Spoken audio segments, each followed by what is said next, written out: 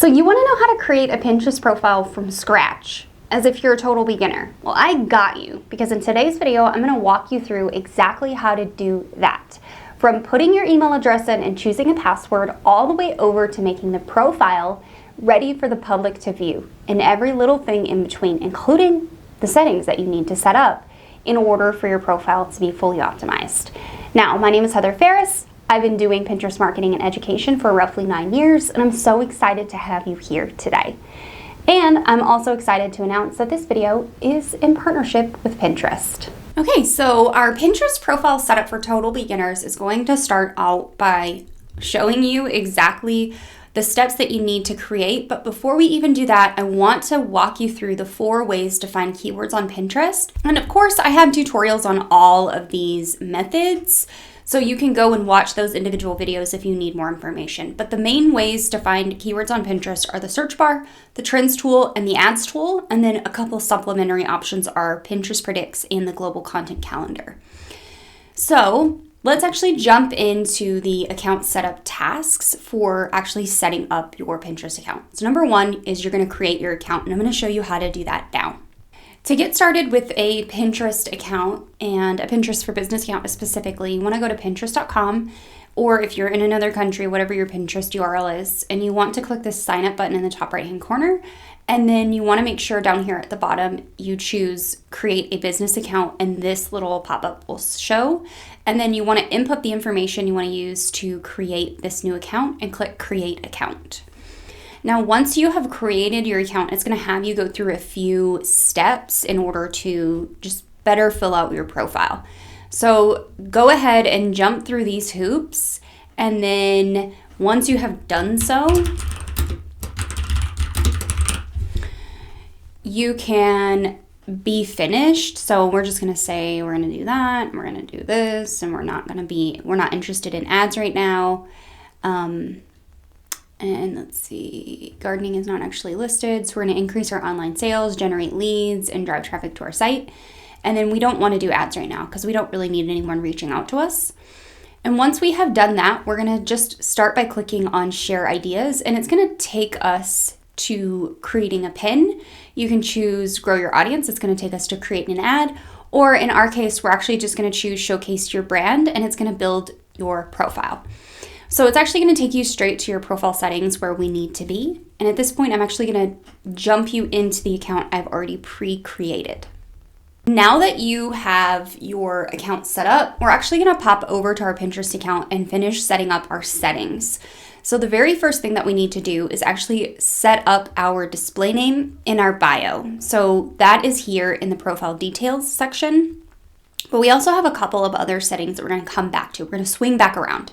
So the very first thing we're going to do is our display name and our bio, and I have this all prepared already. So I'm just going to copy and paste this out, and I'm going to put this here. Now your display name does not just have to be your name. So it doesn't just have to be Heather Farris. It can be your name and your main keyword that people will find you by. So if I were to search for a raised bed gardening after this, then I hopefully would come up in the search bar along with those keywords. Same with your bio. You want to use keywords in your actual bio. I want you to use a bio, and I just want to show you what this looks like, that tells people what you do, how you help them, and in what way you help them using your main keywords. So everything in bold in this bio section is actually a keyword, and I've gone and found those on Pinterest. So now that we've added our display name and our bio, you want to upload a profile photo here. There would be no profile photo there had I not already uploaded it, but I wanted to test this out earlier. So you would just go in and you would upload a profile photo and adjust that for, however you want it to fit. And then you're going to click save. Now, before we actually do that, we actually want to add our website. So I don't actually want to add any other websites here.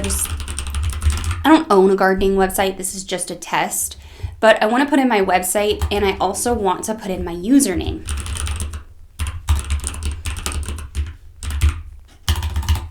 So let's say my business name is Heather's Raised Beds, and my website is heatherfarris.com. And this could also just be Heather's Raised Beds.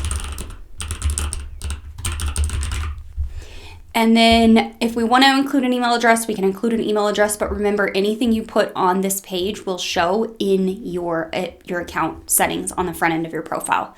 So once you're done, hit the save button, and then we're going to pop over to our profile. So looking back at our checklist now, we have completed these 3 things. And we are going to move on to the claim and the shopping settings. But first, I wanted to show you what these actually look like. So this is what your bio is going to look like. This is what your display name is going to look like on your profile. Click this edit profile button again, and then I want you to go into claimed accounts.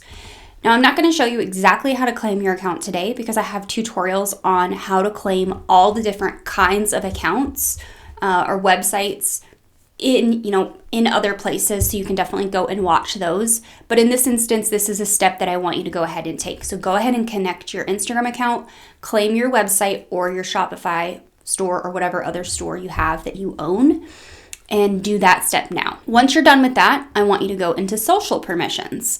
Inside of social permissions, there are a few settings here that you may choose to turn on or off. So if you don't want to receive messages on Pinterest, then it's off automatically, but you might want to turn it on. So if you want to receive messages from people, you can turn this on and you can customize exactly what kind of messages you can see. You can also turn off mentions if you don't want anyone to be able to mention your profile. And then you can navigate through comments, shopping recommendations, and video pin downloads. This is autoplay. This is default. I would leave that alone, and I would actually leave video pin downloads off because we don't want people being able to download our videos. Now, once you are done with those settings, go ahead and click Save, big red button at the bottom, and it'll take you back to your profile. On your profile page now, we are actually going to talk about our assets that we have created for our actual profile. So the assets we created for our profile are board covers, a profile banner, and Pinterest pins. Your banner size on your Pinterest profile is 800 by 450. I actually have all of these out. So this is the banner for the profile. And when you go to download this banner, I want you to choose PNG, and I want you to bump the size all the way up to the max size. And you're going to insert this image into your profile. So let's do that now. Come to your profile and click this plus button here, and then drag that photo, and then your banner is now on your profile. Now you'll want to check this banner for both mobile and desktop to make sure that the sizing is correct. Once you have done that, what I want you to do is move to your board creation. So let's actually pop over, and we're going to go in reverse a little bit. We're going to circle back around to creating our Pinterest boards. Now, if you need strategy around creating Pinterest boards, I have a Pinterest board strategy video, and I have other resources for that. But for now, we're going to pretend you already know what those are. So I've done a lot of pre-work already. So I've created the profile, I've created a number of boards on the profile, but I left one board to be able to create with you. So we're going to go ahead and we're going to copy this board title that we've created. And remember, all your boards are created based on keyword search terms you find on Pinterest. I'm going to go ahead and keep this secret for now because I don't really want anyone to publicly be able to see this particular profile. Now, once you are in the board itself, I want you to click these 3 dots, click Edit Board, and then pop back over to your board description that you should have written already and paste that in and click Done. Now we have 5 boards created on our profile, and you can see a couple of these boards already have stuff on them. I will walk you through all of that.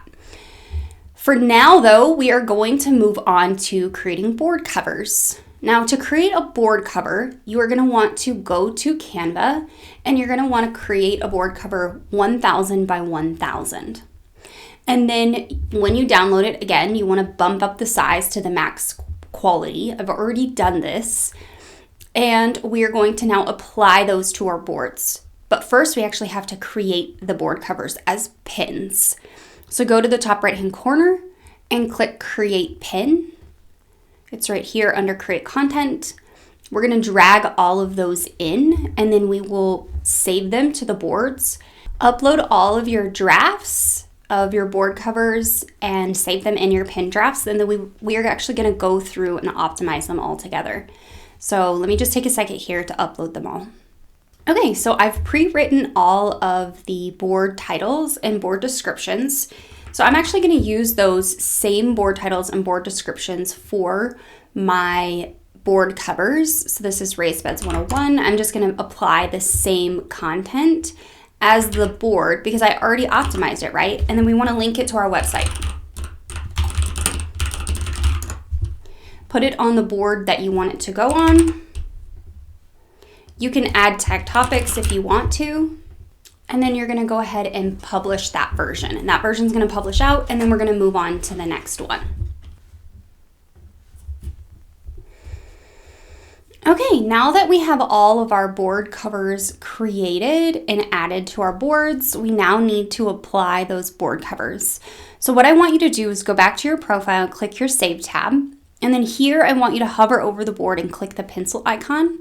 And then click that little box at the top where it says board cover. And your board cover should be the only one available because there shouldn't really be any other pins on there when you get started. Now this one is going to show me some other options. So when I click it and apply the board cover, I will have to choose the board cover from the list of pins that's already been saved. Go ahead and click done and save that. Now, once all your board covers are applied and you've linked them to your website, and that's an important thing to remember, is all of your board covers are Pinterest pins, and these should link to your website. You should make your boards public once you have your board covers applied because you might forget once you apply them and then you save pins to them later that you actually need to make the board public. Trust me, I've made this mistake many, many times, and you think I would learn my lesson. So I'm trying to remind you now to go ahead and make all these boards public. Now, I'm not going to make mine public because I don't actually want people to see what's on this profile because none of this actually exists. None of these websites exist, nothing. This is just a dummy profile for you. Now, we have our board covers set up and we have our profile banner applied. We have our profile optimized with copy, including a name and a bio. We have our website on here. Now what we need to do is actually create our first set of pins. And then I'm going to do a little bit of advanced like 201 Pinterest stuff for you, where we're going to cover board sections and board header images. So let's actually create our first set of pins first. So I'm going to go ahead and click create content and create pin.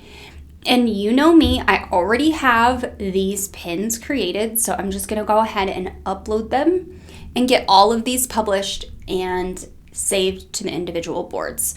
So what I like to do is create one pin per board when I've created new boards. That way I have a minimum content on there and it's not just sitting empty with just a board cover. But remember, your board covers are Pinterest pins and they do link to your website. So there is something there for people to visit.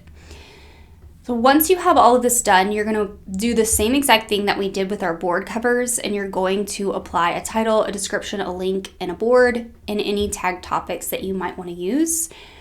And then once you have that done and you have them saved to your board, you're ready to move on to the next step. So this is gardening tips for raised beds. Now that all of our pins are published, let's actually pop over to our profile. So we won't have anything in the creative tab until those pins are made public. So that means you actually have to make the full board public. So let's actually just do that really quick so you can see what this looks like. So once the board is made public, you should start seeing things in your created tab as far as the pins that you've created. Now, sometimes it can take some time for that to actually show up.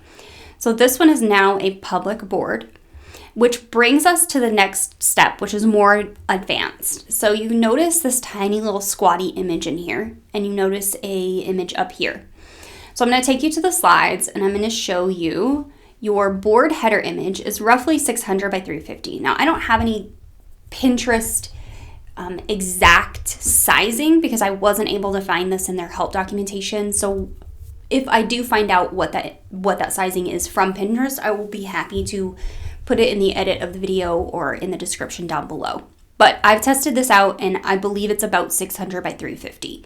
Now, once you have that, you're going to download that image and actually upload it to Pinterest as a full Pinterest pin. So you can see here, there's a title, there's a description, it has a link, And then once you have done that, you're gonna go to your mobile device, and I'm just gonna walk you through kind of what this looks like in a minute. Once you have gone to your profile, you're gonna click these three dots in the top right hand corner and click Edit Board.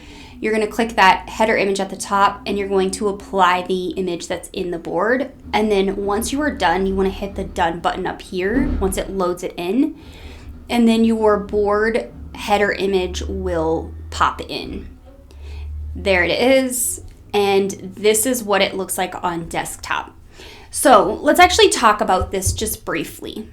So board header images are absolutely a bonus for you. It is not necessary to do. It will not make any difference towards your strategy. This is just something that you can do if you want to, but you don't have to.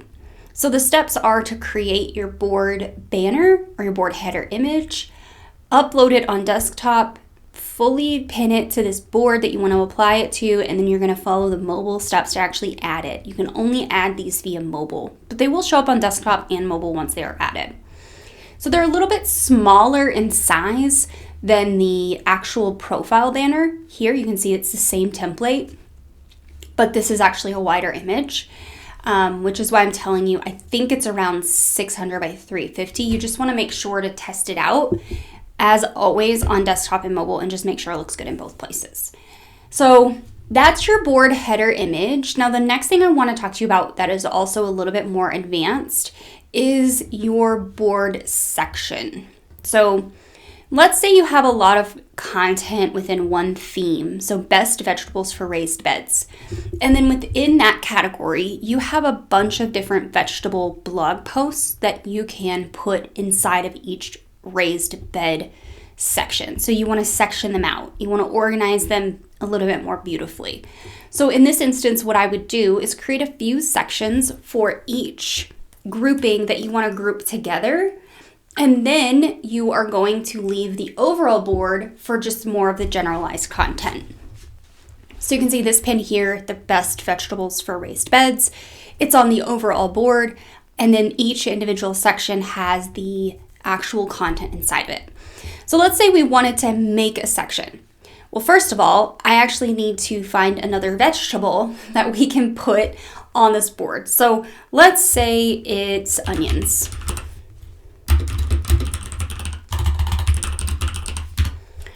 So I search on Pinterest, I find onions in a raised bed, and I'm going to save that to a board. So best vegetables for raised beds. I'm going to pop over to that board, and I'm going to click saved, and I'm going to go into that board, and you can see that pin is here. What I'm going to do now is click organize, and I'm going to choose that pin, and I'm going to go down here to the create section, and I'm going to type in the name of the section. Now the name of the section should be SEO optimized because sections can also help with indexing.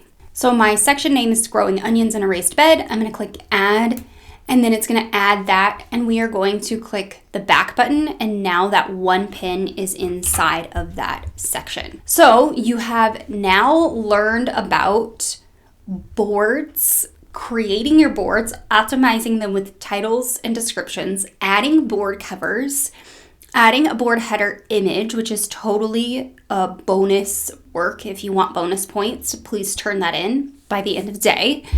You have learned about how to create Pinterest pins and put them onto Pinterest.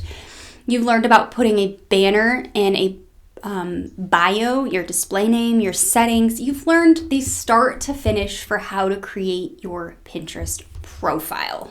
Now that you know how to set up your Pinterest account and you know what steps to take, you might be wondering, well, what about the strategy? Well, I've got you covered because Pin Profit Academy has all of the strategy and support that you are ever going to need in order to run your Pinterest marketing for yourself. So if you want strategy, if you want office hours, if you want hot seats and more, come visit us in Pin Profit Academy. It's my low ticket Pinterest marketing membership where you can come get the support you need and do the work that needs to be done. If you want to watch more videos on Pinterest marketing and strategy, head right on over here and watch those videos, and I'll see you next time.